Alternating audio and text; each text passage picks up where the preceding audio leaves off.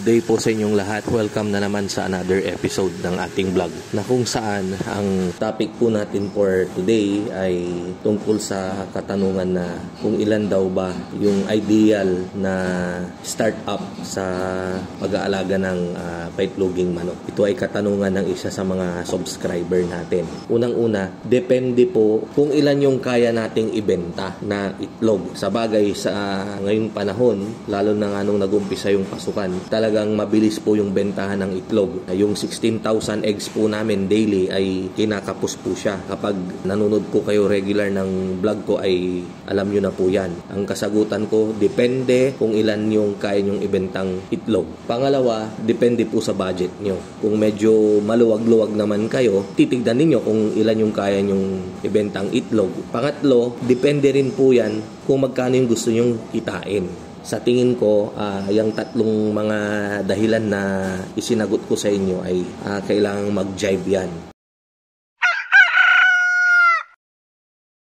Unang-una, kung marami tayong kapital, hindi naman tayo pwedeng magpatayo ng sobrang laki na layer farm kaagad. Establish muna natin yung ating market. Ngayon kasi nagkaroon ng twist na yung sariling produce natin, tayo na rin mismo yung magbebenta sa end user. Lalo na kapag yung sa backyard farming, yung hindi na yung old setup na magproduce ka, magmanok ka ng 5,000, tapos bahala kang magbenta sa mga middleman. Kasi minsan yung mga middleman, talagang sila yung mas malaki yung kinikita tuloy nila kaysa sa atin na producer. Ayan. So, by this time, ang ini-encourage ko po kayo na yung sariling produce natin, hanggat maaari, tayo na rin mismo yung magbenta sa mismong end user. Yung mga bumibili dyan sa palengke, dyan sa harap ng bahay natin, mga kapitbahay, ganun po. Or, mabenta mo man yung itlog, napakanipis din ng kikitain mo. Kasi nga, ibibigay mo rin yan ng wholesale price. Halimbawa, pag nagmanok ka ng 3,000,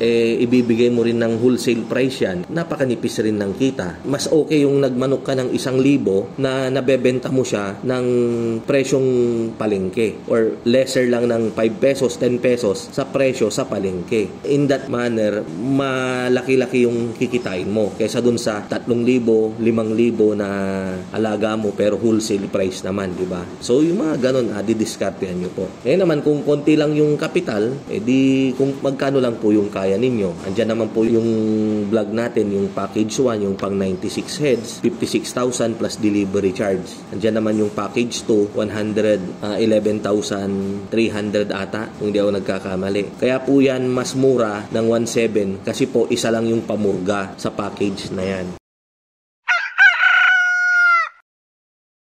Yung sa kikitain naman, magkwenta po kayo palagi. Sa bagay, sa mga susunod na vlog natin, mag-update po tayo kung magkano na nga ba yung kikitain natin or kinikita natin sa paitloging manok. Para ma-update po tayo. Kung maluwag-luwag naman po kayo at medyo feeling ninyo ay madali nyong mabenta yung itlog, pwede kayong mag-start ng medyo siguro 504. Kung may budget naman, 1,008. Pero kung gusto nyo munang pakiramdaman, gusto nyo magkaroon ng additional income, try nyo muna, 96 heads. Anyway, siguro sana yung mga nakakuha sa atin ng RTL ay sana ma-share nyo naman yung mga experience ninyo, magkano yung kinikita, kung maganda ba, ganyan. So, para at least mabigyan din natin ng idea yung mga baguhan. Lalong-lalo na talaga yung mga zero knowledge. Yung mga napapadaan lang sa mga vlog natin, sa mga video natin, and then nagkaka-interest po sila.